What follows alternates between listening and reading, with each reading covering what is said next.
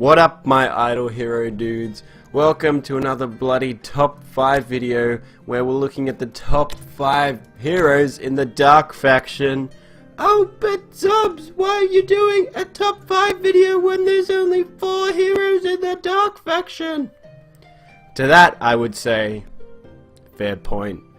Alright, kicking it off at number 5, we're gonna have Dark Spirit. Oh, he's off. Wouldn't want to mess with that. Alright, Dark Spirit is here at the number 5 position in the Dark. Let's see, Ghost Devourer deals 105% damage against 4 random enemies and reduces their energy. You know, that's actually pretty solid. Pretty good damage against 4 enemies. He's got attack, increases attack. He's got a Dark Shield. When taking damage, increases skill damage and energy. And each attack grants self with energy. So he's like an energy dude, basically. The reason, although his active is actually pretty decent, the reason I put him at 5 is because, honestly, his health is shit. And his speed is shit.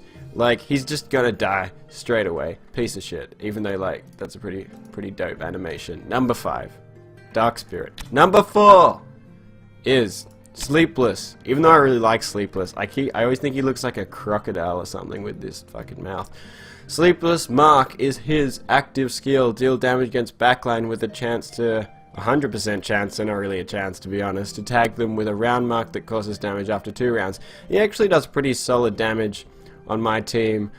Sleeping spell tags the enemy with his mark that has a chance to petrify them. It's 1 round. Fucking doesn't matter. Shadow Cohesion, which is counterattack, which is good.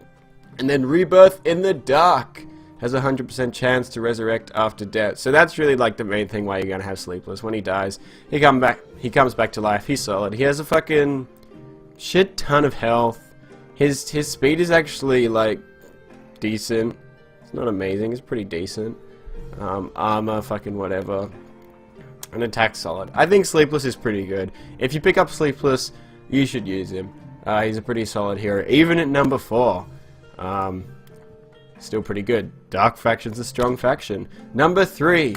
Dark Arthendal.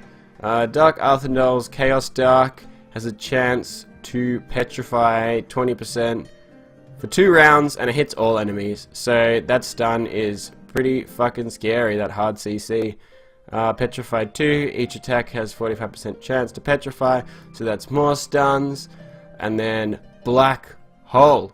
Increase skill damage, HP, and speed. Like, increase speed by 50 solid, and I think that's actually built into this 826, and that's why Dark Arthendal's speed is so good. Correct me if I'm wrong if this speed isn't built in, but I think it's built in. Pretty solid HP. And finally, when below 30% health, increase attack and decrease arm for 3 rounds. So basically it just becomes a glass cannon. That being said, if you're going below 30% health, fucking quit the game because you suck. We've said it before. We'll say it again. Alright, that's number 3. Number 2, Das Moog. What a fucking beast. 82k HP, OP as hell, average speed, whatever. Pretty good attack. And let's see what he does. Death Harvest. Deal 60% damage against all enemies, dealing more attack. Wait. Dealing 60% damage against all enemies, dealing 28% damage, extra damage against rangers. Ooh, yeah, that's kind of hard to understand. Alright, deals 60% damage against all enemies, dealing 28% damage. He does damage. He does damage, that's what we know. It does a lot of damage. So damage is written so many times there. That's how you know how much damage he does. Next, Dark Insight. Increase skill damage by 50%, attack by 25, HP by 25.